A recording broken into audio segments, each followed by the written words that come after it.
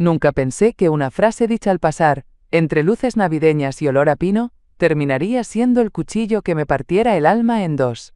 Estábamos decorando la casa como cada diciembre desde que me mudé con Dani, mi hija.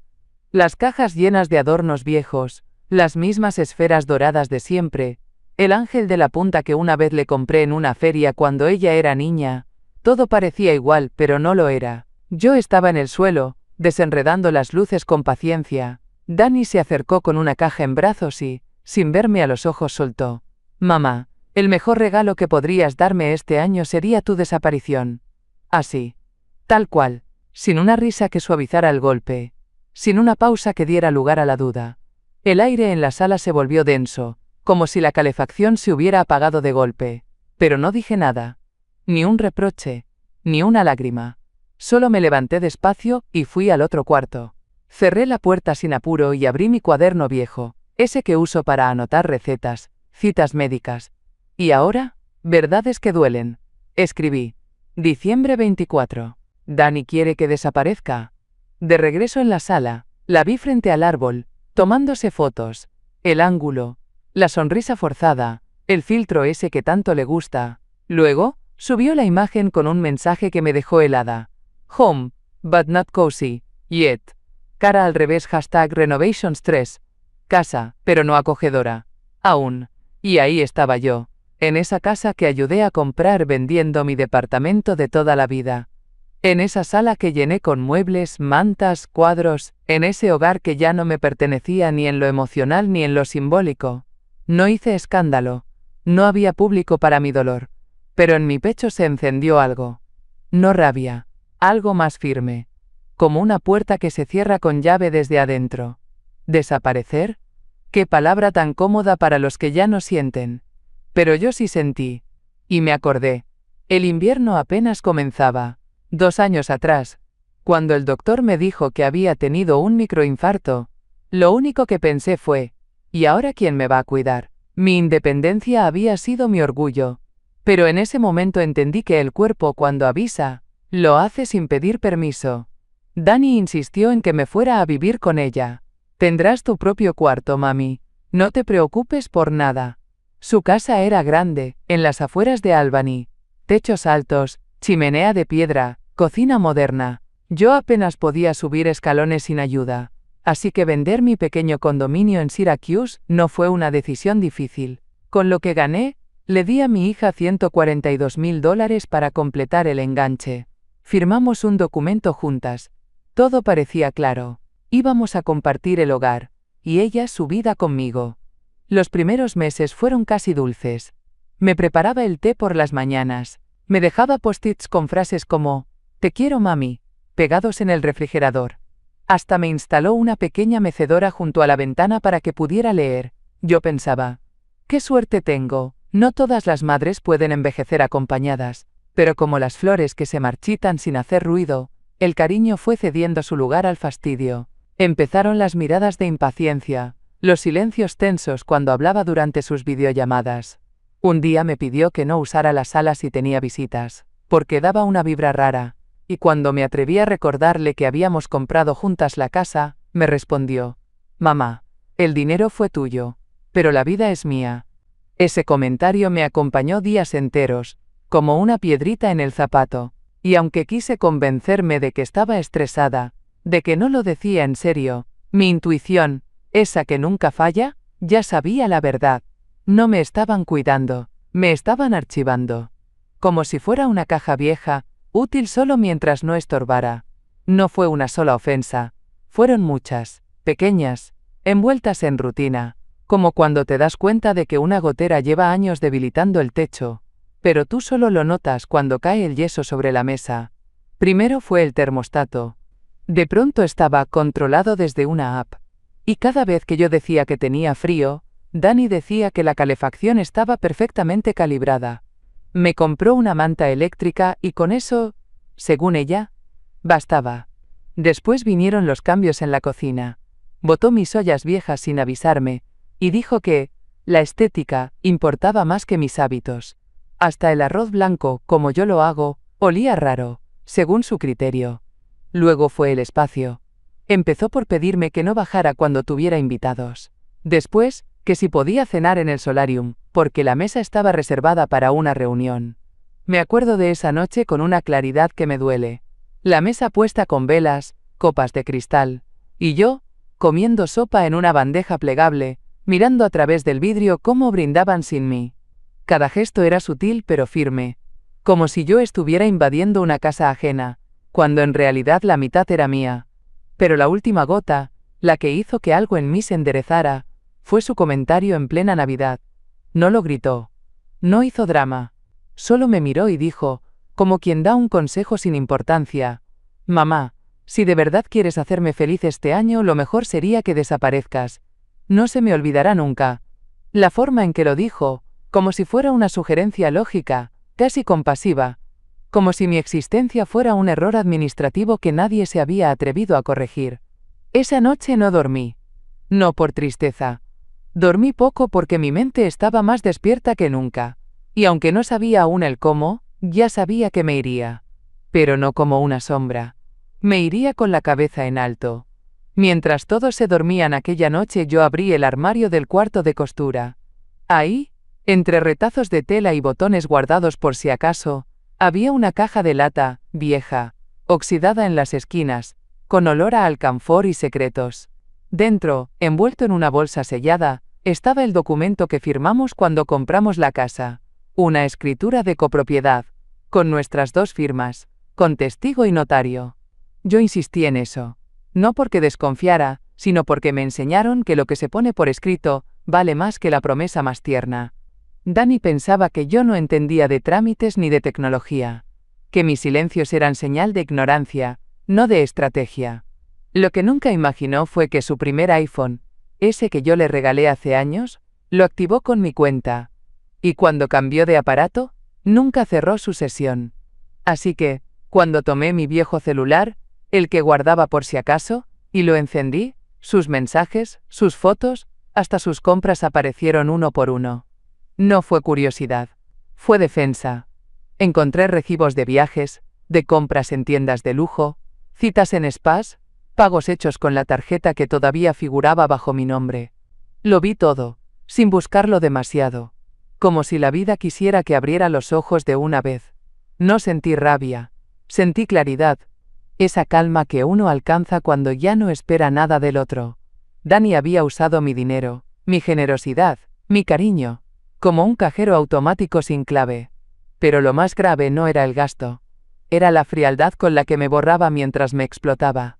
Volví a guardar todo en su sitio, cada cosa en su sobre, cada captura en su carpeta digital. Cerré el cajón sin hacer ruido, pero algo ya estaba despierto en mí. No me lo iba a callar, solo iba a esperar el momento justo. No soy abogada, pero he aprendido a reconocer cuando una situación se pasa de los límites legales. Y cuando vi ese recibo a nombre mío, una factura de $3.200, por una terapia integral de sanación energética en Tulum, supe que necesitaba ayuda. No emocional, no un hombro donde llorar, ayuda concreta, precisa, profesional. Pensé en muchas personas, pero mi memoria se detuvo en una sola, Daria Franklin. La conocí hace años, cuando aún era una paralegal recién salida del instituto. Compartimos oficina unos meses en una firma de mediación familiar, donde yo trabajaba archivando casos. Ella era rápida, curiosa, siempre tenía una libreta en la mano y muchas preguntas. A veces me decía, medio en broma, que me debía su carrera porque yo le enseñé a sobrevivir entre egos de abogados. La busqué en internet, la encontré de inmediato. Su firma tenía su nombre en la puerta, Franklin y Asociados, Derecho de Familia, Testamentos y Sucesiones. Me animé a enviarle un correo. Solo puse un asunto. ¿Te acuerdas de mí? Y en el cuerpo. Soy Dulce, creo que necesito una consulta. Es sobre mi hija. Y una casa que compartimos. Esa misma noche, sonó el teléfono. Dulce, dijo su voz, más madura, pero igual de directa. ¿Qué pasó? Te escucho. No necesité adornar nada. Le conté lo justo. Que después de un problema de salud vendí mi casa, que invertí en la de Dani, que firmamos juntas, que ella ahora me quiere borrar de la historia, y que tengo pruebas. Hubo un silencio largo. Luego Daria suspiró, como quien ya se imagina el trabajo por delante. Lo vamos a resolver, pero esto no es solo una disputa familiar. Aquí hay abuso económico. Y eso, querida, se combate con ley en mano. Vamos a tomar de vuelta lo que te pertenece. Y por primera vez en mucho tiempo, alguien habló de mí, no como carga, sino como ciudadana con derechos. La conversación con Daria no solo me devolvió la esperanza, también me dio dirección. Ya no se trataba de si me dolía o no. Ya no era cuestión de orgullo herido. Ahora tenía 3 objetivos claros, tan definidos como las líneas en mi cuaderno de notas. Primero, asegurar legalmente mi parte de la casa, porque más allá de los afectos rotos, hay papeles firmados, escrituras registradas y derechos que no se evaporan solo porque a alguien le incomodan. Esa casa no es solo suya, por mucho que Dani la presuma como si yo no existiera. Segundo, documentar, y si era posible revertir, el uso indebido de mis fondos, porque una cosa es compartir en confianza, y otra es ver que la tarjeta que sigue ligada a tu cuenta se usa para pagar cenas con champán y masajes de piedras calientes, mientras tú tomas analgésicos genéricos porque no hay presupuesto. Y tercero, pero no menos importante, salir de esa situación no con lágrimas ni súplicas, sino con dignidad, con la frente en alto y todo en regla, sin gritos, sin escándalos.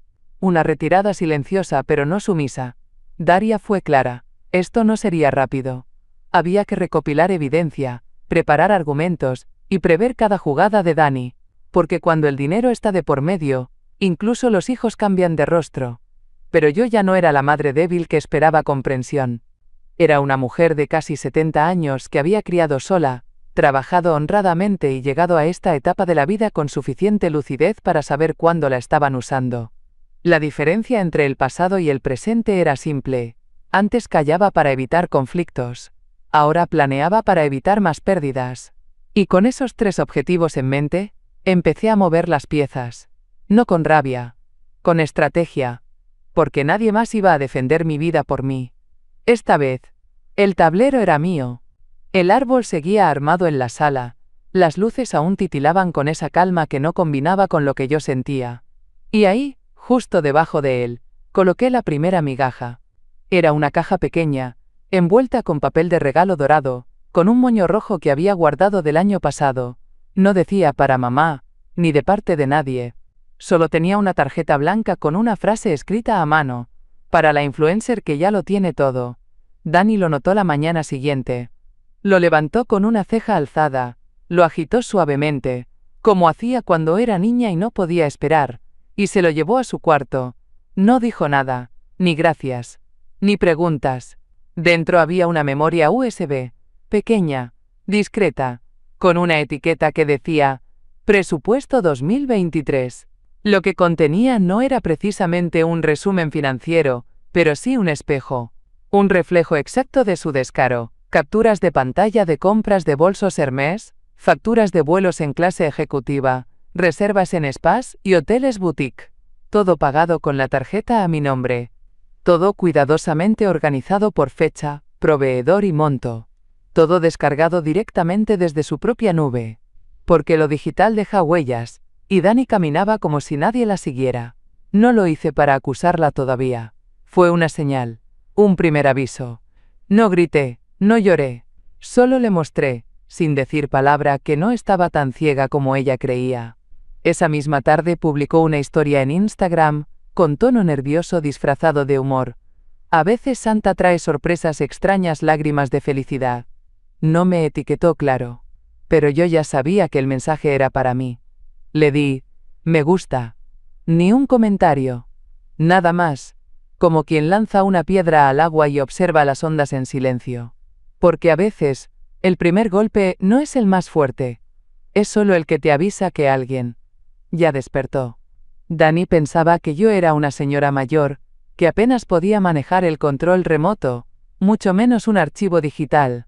Pero cometió el error de subestimarme. Mientras ella dormía, envuelta en sábanas de lino egipcio, cortesía de mi tarjeta, yo estaba frente a la laptop, clasificando capturas como quien arma un rompecabezas con piezas que encajan demasiado bien. Creé una carpeta segura en la nube. Nombre discreto, contraseña encriptada. Allí subí todo. Recibos de vuelos, transacciones, suscripciones a plataformas de lujo. Separé los archivos por fecha, proveedor y categoría. No por obsesión, sino por preparación. Aprendí de Daria, que los detalles son los que pesan en un juzgado. Luego abrí el portal del banco. Ingresé a mi cuenta de crédito, esa que Dani aún usaba como si fuera extensión de su propia billetera. Sin dudar congelé la tarjeta. Un solo clic. Automático. Sin dramatismos. Sabía que su teléfono lo notificaría de inmediato. Y no pasaron ni 10 minutos antes de oír el crujido apresurado de sus pasos bajando la escalera. Entró a mi cuarto como una ráfaga. ¿Por qué no funciona mi tarjeta?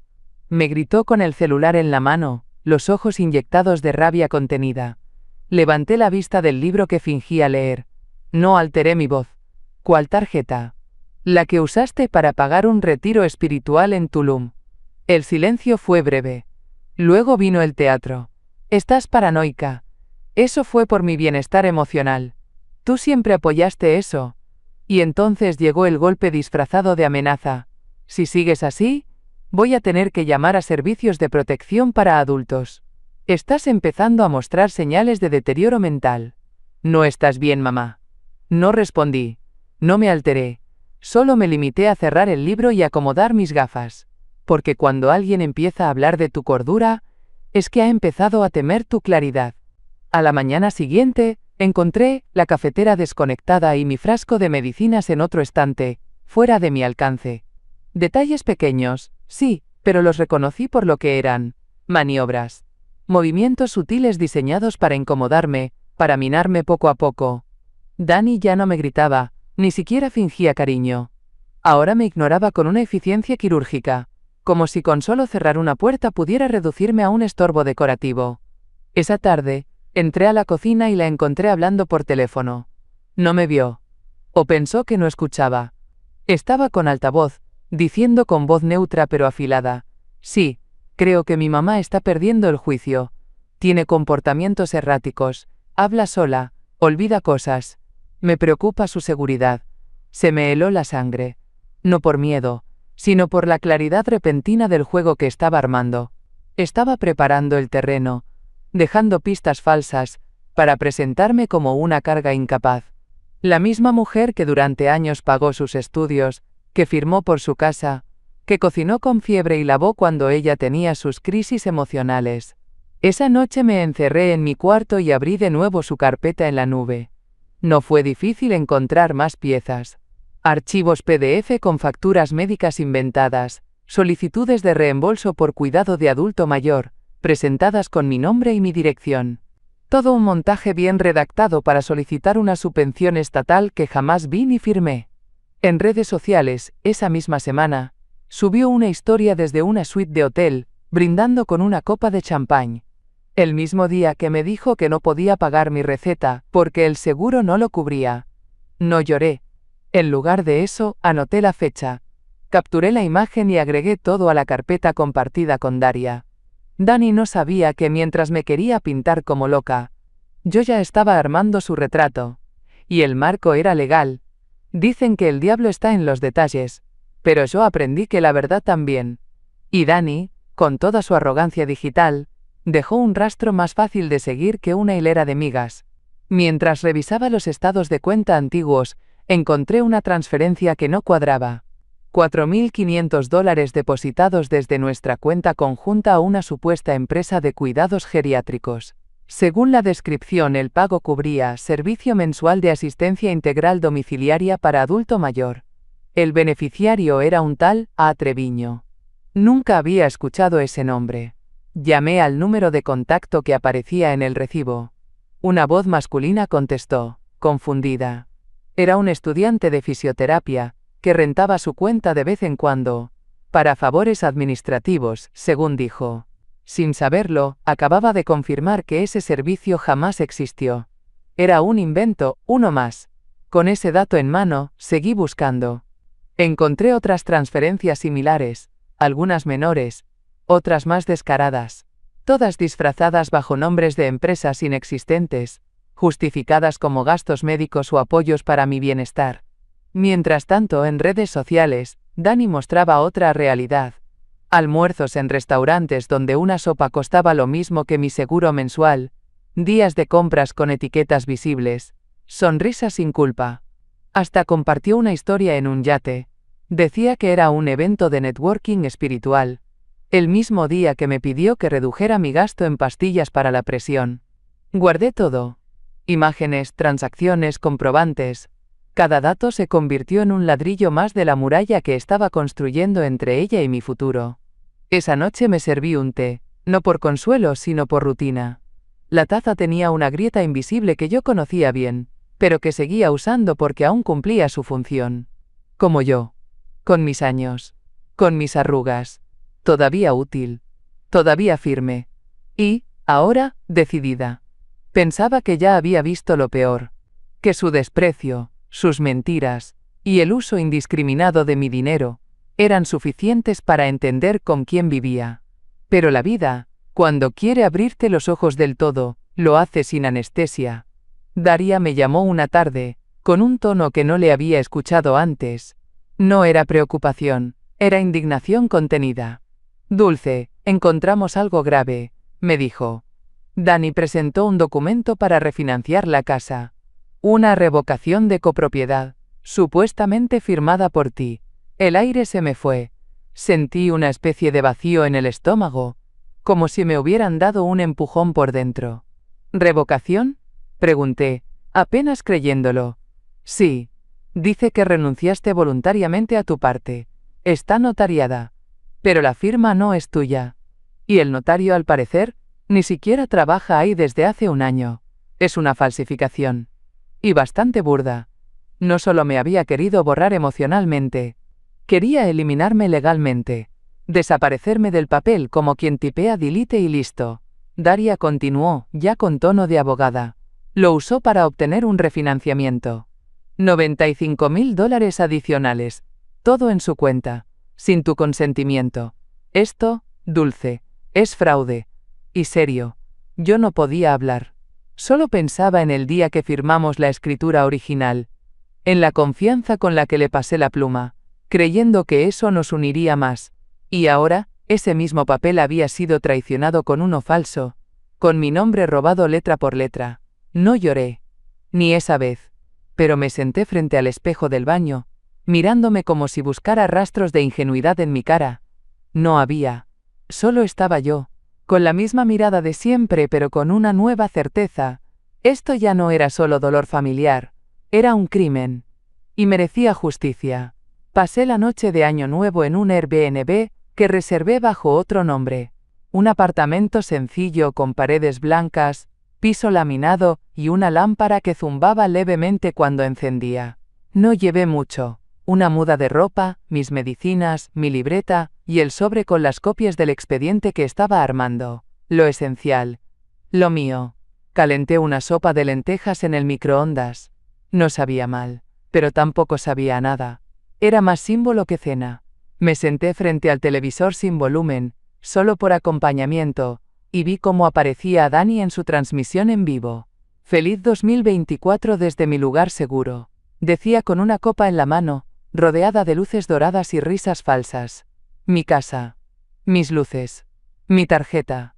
Sí, lloré, pero fue distinto. No era el llanto de la tristeza pura, sino el que llega cuando por fin aceptas que algo se rompió, y no va a volver. Lloré por los años que confundí silencio con paz. Por los momentos en que decidí no incomodar para mantener la armonía. Por haberme hecho pequeña para que otros se sintieran grandes. Cuando la transmisión terminó, encendí la lámpara del buró y abrí mi libreta. Empecé a escribir mi declaración jurada, letra por letra, sin detenerme. Detallé fechas, montos, frases, omisiones. Cada capítulo de esta historia, con la calma de quien sabe que ya no tiene nada que probar, solo que documentar. No hubo brindis, ni abrazos, ni fuegos artificiales, pero al cerrar el cuaderno y dejar el bolígrafo sobre la mesa, sentí algo parecido a la paz. No la paz ingenua, sino esa que llega cuando uno elige dejar de esperar que el otro cambie. Y por primera vez en mucho tiempo, el año no lo empecé rogando cariño. Lo empecé protegiendo mi historia. Con pruebas. Con claridad. Con la decisión firme de no volver jamás a donde ya no me quieren. Daria no perdió tiempo. El 4 de enero redactó una carta de mediación formal. Un paso necesario, me explicó, antes de llevar la partición de bienes a juicio. Era una notificación fría, sin adjetivos ni adornos. Apenas 2 páginas donde se exponía, con precisión quirúrgica, que yo reclamaba legalmente mi 50% del inmueble, y que había evidencia suficiente de irregularidades financieras por parte de la otra copropietaria. La envió por correo certificado y también la dejó personalmente en la casa, pegada con cinta en la puerta principal, esa que alguna vez decoramos juntas en Navidad. La reunión quedó fijada para el lunes 8 de enero, a las 10 de la mañana, en la sala de juntas del Centro Legal Comunitario. Lugar neutral. Iluminación blanca. Café barato en una máquina que casi nunca funcionaba bien. Yo llegué 15 minutos antes. Me senté en una de las sillas de plástico, con mi carpeta frente a mí. Daría ya estaba ahí, revisando su tablet. Vestía como siempre, sobria, sin adornos, con esa expresión que no revela nada hasta que es necesario. A su lado, un asiento vacío. Frente a nosotras, otra silla que me llamó la atención. No era para Dani. «Viene con alguien», dijo Daria, sin levantar la vista. «Contrató un asesor financiero. Supongo que cree que puede asustarnos con tecnicismos». Asentí. No me sorprendía. Si algo sabía mi hija, era rodearse de gente que hablara por ella cuando ya no sabía qué decir. A las 9:59 de la mañana entraron. Dani primero, con gafas oscuras, tacones de marca y ese aire de superioridad cuidadosamente fabricado. Detrás de ella un hombre joven, con portafolio de cuero y apretón de manos tibio. Se sentaron sin saludar. Dani cruzó las piernas, sacó brillo a sus uñas y dijo: «Podemos hacerlo rápido, tengo pilates al mediodía». Yo solo acomodé mi carpeta.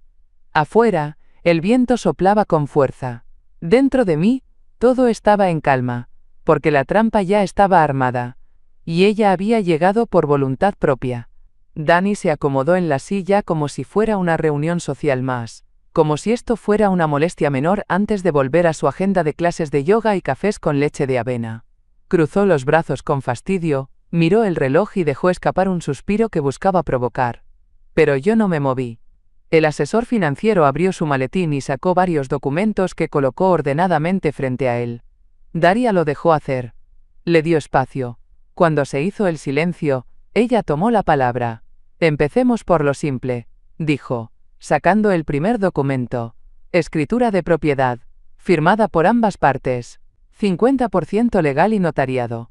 El asesor asintió, con gesto neutral. Dani ni siquiera miró. «Luego», continuó Daria, «una serie de gastos efectuados con una tarjeta ligada a la cuenta de la señora Dulce, usados sin su consentimiento para fines personales, no médicos ni de cuidado». Deslizó unas hojas hacia el centro de la mesa. Se escuchó el roce del papel como si fuera una alarma sorda. Dani soltó una risa seca. «Mi mamá está confundida. Últimamente inventa cosas. Puede que esté pasando por algo». Yo no hable con acento agudo. En lugar de responder saqué mi libreta, la misma donde anoté cada fecha, cada conversación, cada recibo.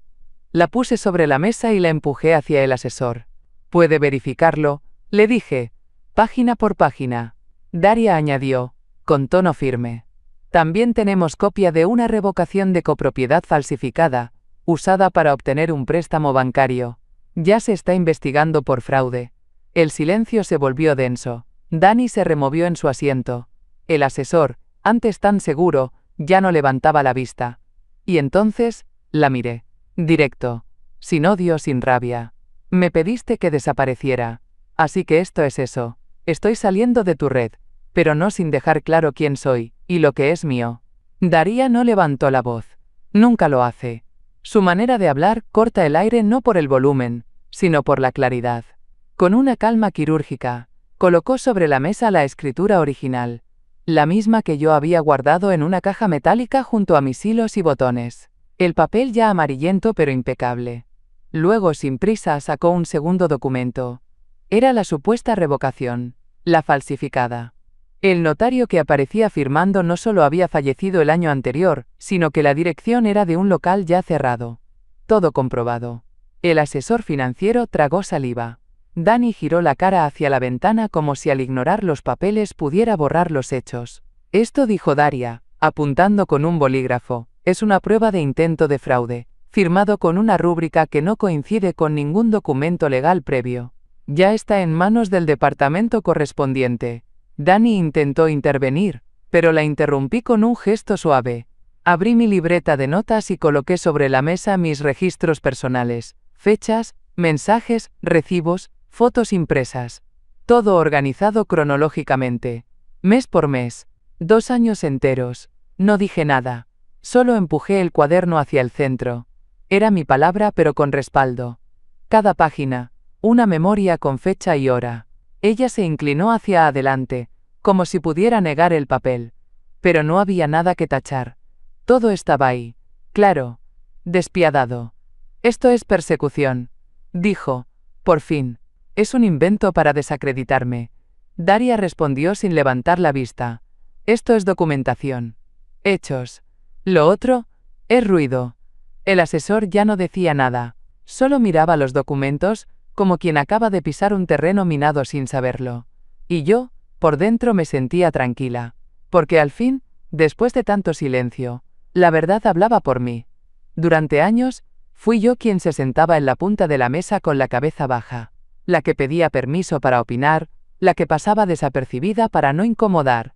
Pero en esa sala blanca, con el zumbido de una lámpara vieja y el eco de las pruebas sobre la mesa, los roles se invirtieron sin necesidad de un anuncio.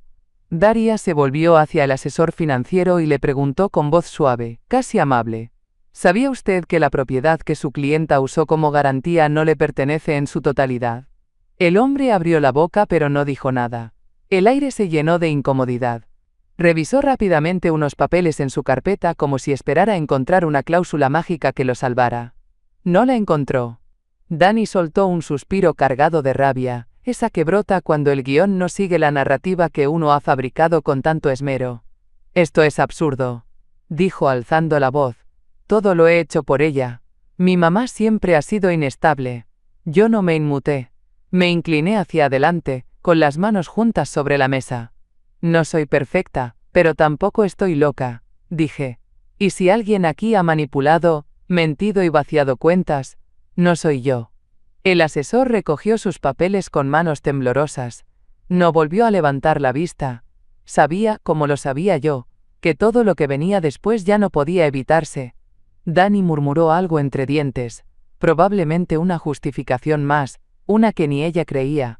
Ya no le salían las palabras con la misma seguridad, ya no había poses, solo desconcierto. Pediste que desapareciera, le dije sin rencor, y esto es exactamente eso, pero no como víctima. Desaparezco de tu red, no de mi derecho a existir con dignidad. Y en ese instante, lo supe, el control había vuelto a mis manos. No con gritos, con pruebas. Y con ley. Nadie gritó. No hubo portazos, ni amenazas escandalosas al salir de la sala de mediación. Solo un silencio denso que se deslizaba por los pasillos como una niebla cargada de verdades incómodas. Dani salió con el paso acelerado y los labios apretados. El asesor financiero ni siquiera se despidió. Cerró su portafolio como quien se deslinda de algo que ya huele a conflicto. Yo me quedé unos minutos más, ordenando mis papeles con la calma de quien sabe que ha ganado la primera batalla. Lo que no esperaba, al menos no tan rápido, era que el rumor se expandiera con tanta facilidad. Pero las verdades, cuando se confirman, viajan solas. Una voluntaria de la iglesia, que estaba sentada al fondo durante la mediación, como testigo neutral, resultó ser más conocida de lo que creíamos. Sin intención de chisme, pero con sentido de justicia, compartió lo que vio con la persona exacta. La encargada de relaciones públicas de una marca local, con la que Dani colaboraba frecuentemente. En 3 días, los efectos empezaron a notarse. Publicaciones eliminadas. Comentarios cerrados. Silencios sospechosos en las cuentas que antes la promovían como mujer empoderada. Incluso un evento donde sería panelista fue reprogramado sin nueva fecha. No hubo comunicados oficiales. Nadie la señaló con el dedo. Pero el respaldo se esfumó como perfume barato. Las marcas que antes la celebraban por su estilo de vida consciente y ético, ya no la mencionaban. Y ella por primera vez empezó a publicar frases genéricas sobre energías negativas y ciclos que terminan. Yo no respondí a nada. No compartí, no comenté, no me burlé. Porque esto no era venganza. Era consecuencia. Y las consecuencias, cuando llegan sin escándalo, duelen más. Porque nadie las puede disfrazar de injusticia. Solo queda aceptarlas. Lo que empezó como una simple carta de mediación, se convirtió, en cuestión de semanas, en un proceso judicial completo. Daria presentó la solicitud formal de partición de bienes, y con ella, una denuncia paralela por posible abuso financiero hacia un adulto mayor. Nada espectacular. Sin cámaras. Sin escándalos públicos. Solo documentos, fechas, firmas y pruebas. El tribunal no tardó en responder. La ley, cuando encuentra el camino limpio, avanza con paso firme. La propiedad fue reconocida como de cotitularidad indiscutible. Mi 50% estaba respaldado, sellado y protegido. Dani tenía ahora dos opciones. O me compraba mi parte al valor actual del mercado. O se vendía la casa y se repartía el dinero. Ya no podía ignorarme. Ya no bastaban sus frases altisonantes sobre intenciones malinterpretadas o errores de comunicación. El fallo estaba ahí. Imparcial. Legal. Irrefutable. Además, el uso indebido de mis tarjetas y el documento falso que usó para refinanciar, fueron remitidos a la Unidad de Delitos Económicos. Una investigación abierta, con número de caso asignado, citaciones en camino y auditores revisando cada movimiento de los últimos 18 meses. Yo no celebré. No di saltos de victoria. Pero sí respiré distinto. Sentí que el aire volvía a mis pulmones sin esa presión constante en el pecho. Era una calma nueva, una que no venía de negar la tristeza, sino de ponerla en su lugar. En el pasado. Dani no volvió a llamarme. Ni siquiera para fingir sorpresa o pedir tiempo. Lo supe por terceros. Empezó a buscar opciones de alquiler, contactó corredores, y hasta publicó discretamente la casa en una página de ventas privadas. Ya no podía sostener su imagen con la misma soltura. Y yo, que por tanto tiempo caminé con cautela para no incomodarla, ahora caminaba con pasos firmes. No sobre ella, sino sobre lo mío. Lo que siempre fue mío.